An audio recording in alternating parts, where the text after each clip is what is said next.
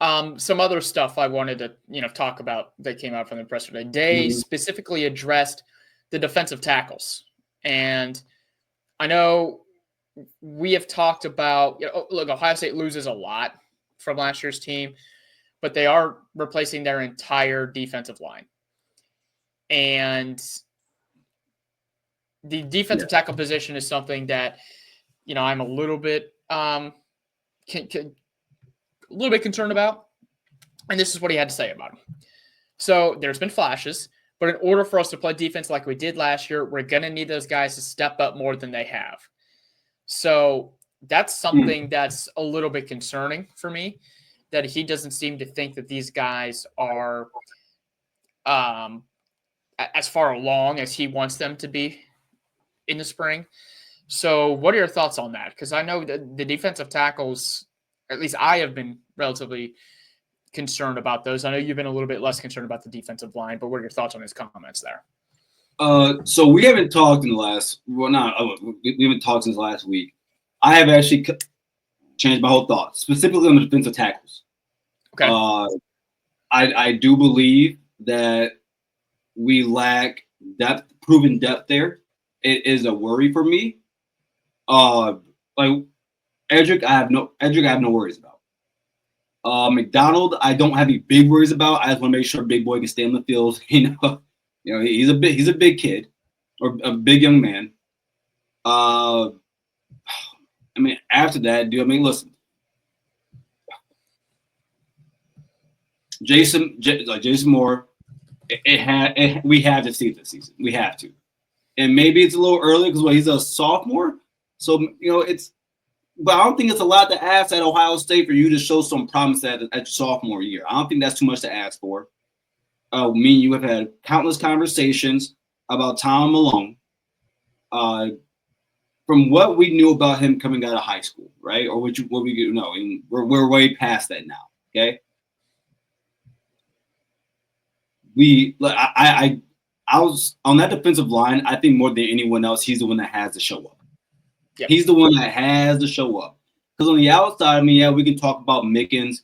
We still got to see him. But I, based off what I'm hearing from Patricia, I trust that CJ Hicks is going to be that guy. I just do.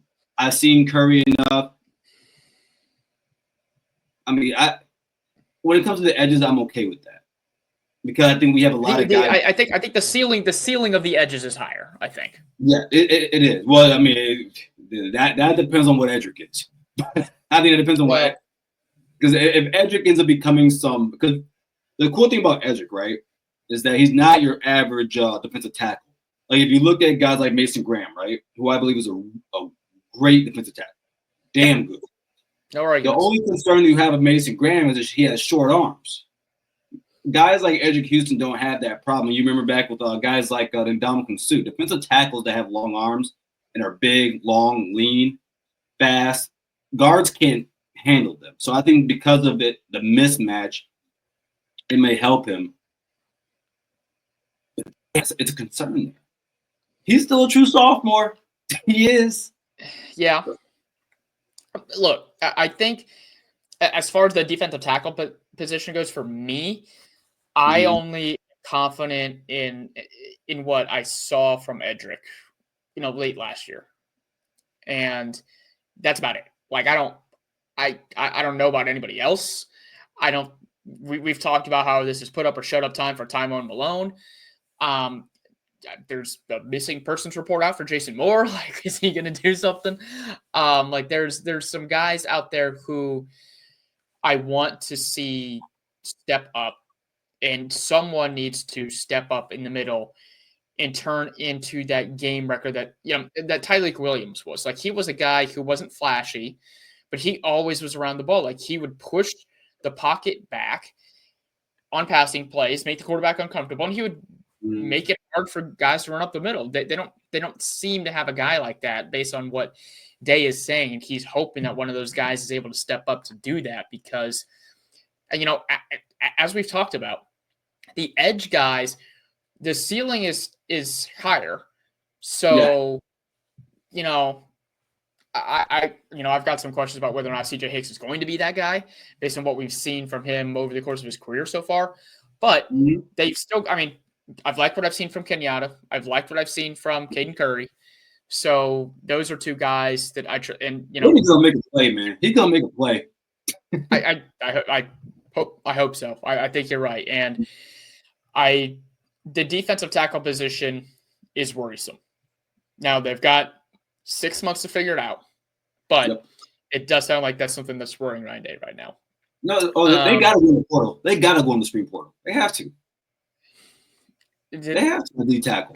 Look, I expect them to be active in the portal, but they already went. They already were active in the portal as far as the defensive line. Like they grabbed Logan George from Utah State. Now I didn't expect him to come in and be any sort of game wrecker, but he gave them depth.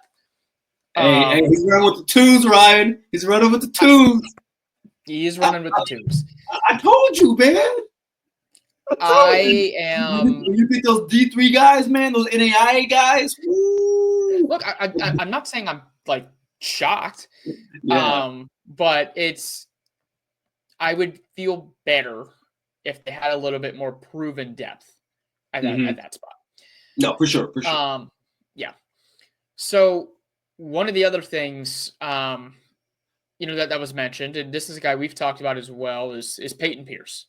And Matt Patricia specifically wrote his name down too.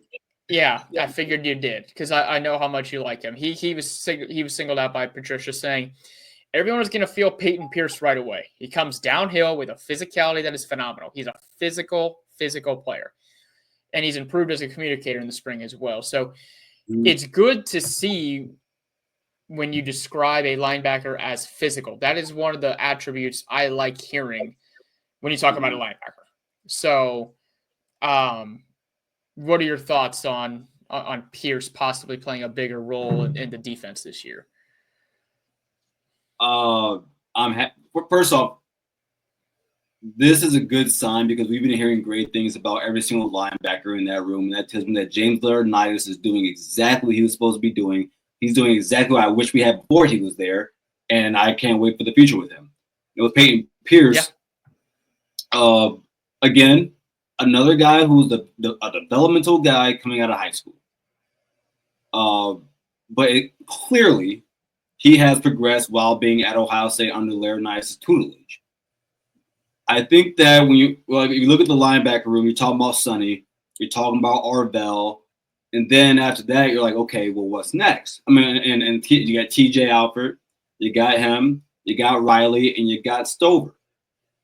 Well, and mind you, they talked about Arvell going to the edge a little bit too, so that's something else I would love to see. But he's a great depth piece, and you also got to remember this, because we talk about this so many times now, and I don't want to just keep hammering it, but it's so important.